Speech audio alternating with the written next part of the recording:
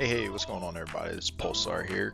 Today, I wanted to dive into alliances, show you some of the basic functions, and let you know how to best benefit yourself as well as the alliance as you grow. So let's go ahead and dive into the game.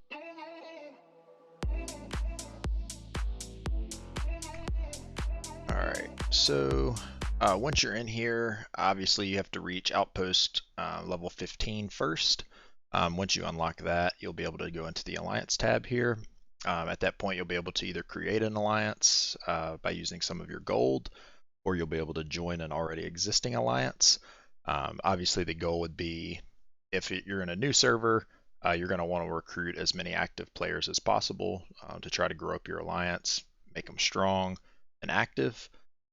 And the flip side of that would be if you're already in an established server, you want to join one of the top alliances or one of the alliances that obviously has active members so that you can help grow that alliance and everybody can kind of benefit from that. So once you're in, obviously you've got some different things here I'm going to show on screen. The first thing being alliance events. So I'll post that here. You're more than welcome to take a screenshot of this or however you'd like to see it. But all of these events are based around alliances. So you have the server arena event that'll have an alliance score attached to it, the alliance talent event where everybody in the alliance uses their XP and edicts to grow, and the alliance with the best score gets a title. Experience, so the one that puts out the most experience during the event. The alliance power event, whoever grows the most state power. Scarlet Beauty has a has an alliance reward benefit that goes with an MVP. Same thing with Nibby here. Then you've got the Battle Royale, which is just an extension of the Alliance server arena event. Then Poker also is kind of like Nibby and Scarlet Beauty, where it has a individual points, but you also have small rewards for an MVP vote for the Poker. And then you've got the individual Duke Arena event, so it's individual score, but it has alliance benefits. And then the Siege of the Undead, Chess, and Uncharted Waters, all of which will be Duke or King MVP votes, and all of which you have to have a very active and strong alliance to do well in. So those are the benefits of being in an alliance. You want to definitely have an alliance for those events.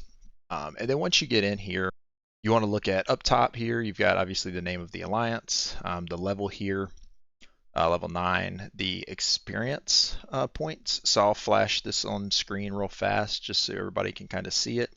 You can take a screenshot of it, whatever you want to do. But from level 1 to level 10, how much XP is needed and how many members you can have with the deputies and elites there listed. But anyway, that tells you that. So we're level 9 right now in my server. We just hit level 9, so we got our 35th member. That shows the experience we have left to go. So 5 million. We're at 151,000. So obviously a long ways to go. It'll be several months before we hit that. Here shows how many members that we have. So 34 out of 35. And then you've got the Alliance Wealth. So this is what we would use to upgrade our dragons, start dragons on the day, and things like that.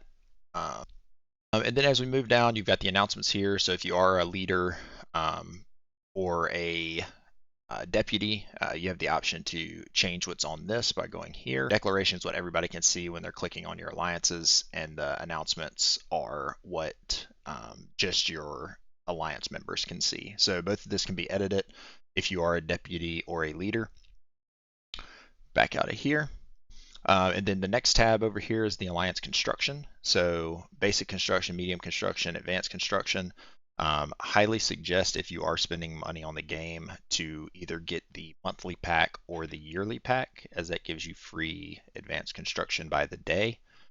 So I'll go ahead and click that, which gives you 200 XP towards the Alliance growth, 200 Alliance wealth that goes towards the dragons, and then 200 individual coins that you can use in the store. And then down here you've got hammers. So these really just get used mainly during the Alliance XP growth events, but they are basically just an extension of the advanced construction here. If you have 3 of these, you can combine them into a golden hammer, which will give you a lot more XP and points. But again, you have to spend money to get these in most cases. So just be careful with how you use these. I usually save mine for alliance events. All right, and then moving on, you've got the member tab here. So it'll show all the members. You can see Cherry Pie is the leader here. It has everybody's individual power listed, their contributions, so what they've given in 7 days, how much they've contributed overall. That way you can determine who's being active, who maybe needs to be looked at. Obviously, if it's somebody that maybe had just joined the alliance, which is Bella. And then from here, you've got, if you are a leader, alliance notifications where you send the mail. You just type it in here and send it. You can send 3 a day to their private direct messages. And then the exit is if you want to leave the alliance. Moving over, alliance store. So here you can see, because we are level 9, we will have a little bit more than you probably will see. These start a bit lower. Each time you level up, you get more items in the shop. All the way down, you can see here is my alliance, my personal coins to use in the alliance store. So what I typically will focus on here is all of the armor, because armor is the hardest thing to come by. If we have an alliance event going on with arena, I'll buy these because that prevents you from deducting points from your alliance members during those events. Obviously, you've got your certificates here. I purchase those as needed. Go ahead and get all these armor sets real quick. Again, this is basically a daily thing for me. All right, and then we will back out of here. And then we head over here to the Dragon Bounty.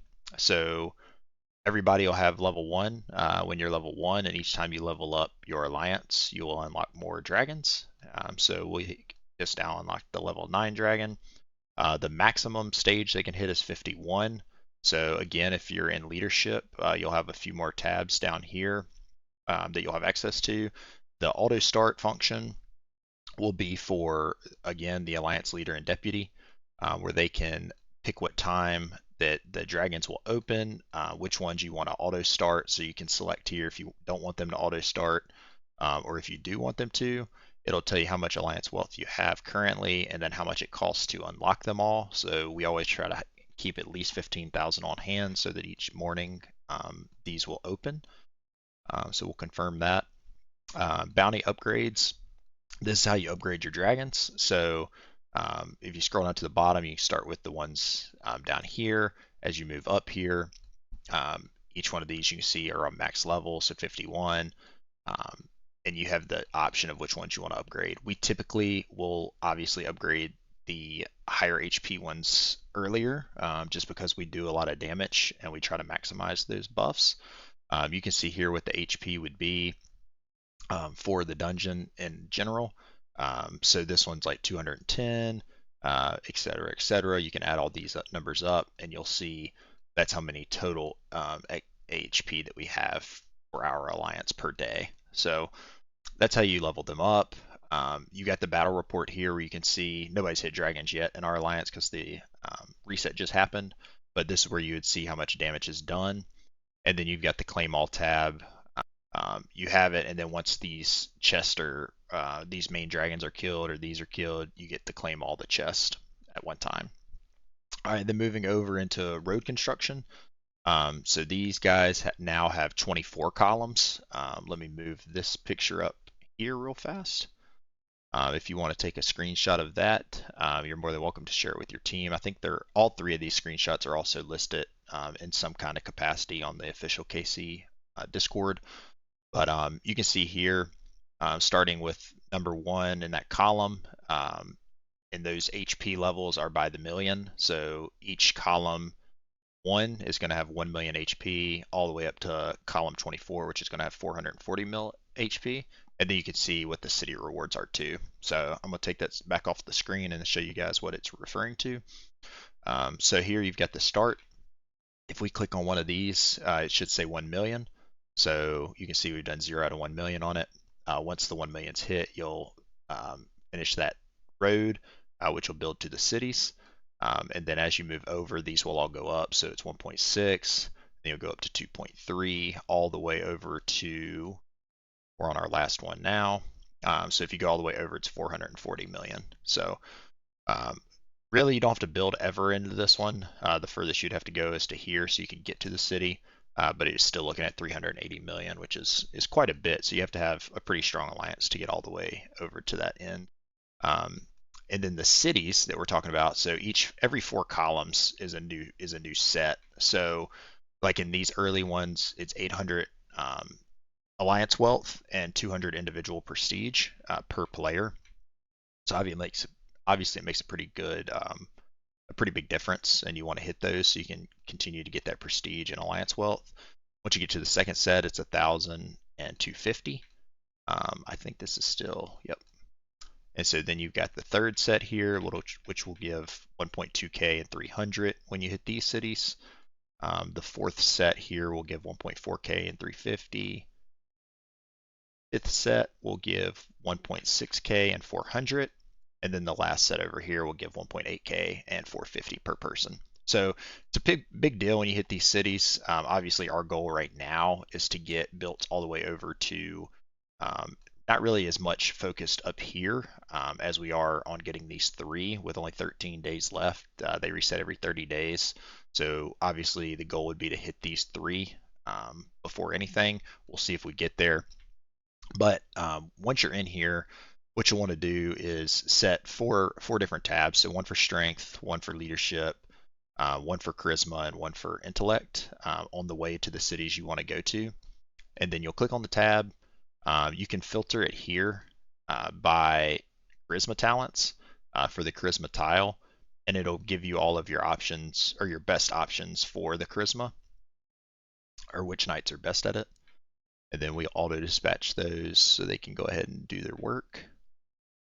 And then every time you do it, obviously you get contribution points as well as alliance wealth for you to use in the store. So it's very important to make sure you're doing these by the day. The only way to get the alliance wealth is either using those hammers, using that coin, or using or hitting both these and the dragons. That's the only way you'll generate any alliance wealth. They do have some side events, maybe called Rebel Repression, I'm thinking is what it's called, that will give you the chest during the mini events. That will give you alliance wealth, but that's the only other way to get it, and those are very rare to come around. They might come once or twice, or once a month, or once every 2 months.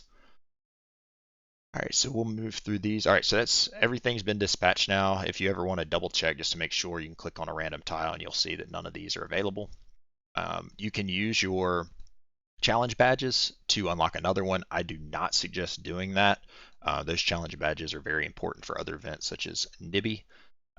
So I typically try not to use them on the Alliance page. And then here you've got Alliance rankings. So you can see for the server what your Alliance's levels are at. That covers basically everything that I would like to from an Alliance standpoint. The only other things that I would mention is if you decide that the Alliance is not for you, you can obviously leave. You will lose half of your Alliance coins. Make sure you're spending them in the store as much as you can before you leave. Buy out all the certificates, practice decrees, explorer torches for Scarlet Beauty, prestige chest, whatever you can buy just to get rid of your coins before you leave. And then the other thing would be is that if your leader goes inactive for over 72 hours, it'll give you the option to impeach that leader, at which point it would kick them from the leadership position and give that to you. Look at the potential for a merge option, which is a new function also in the game now, where you can merge with another alliance that is also looking for some players. So yeah, so those are some more options for that. If you have any questions, feel free to reach out, Discord or Twitter. I'm always happy to answer any questions. I hope this helps. But yeah, thank you guys. See ya.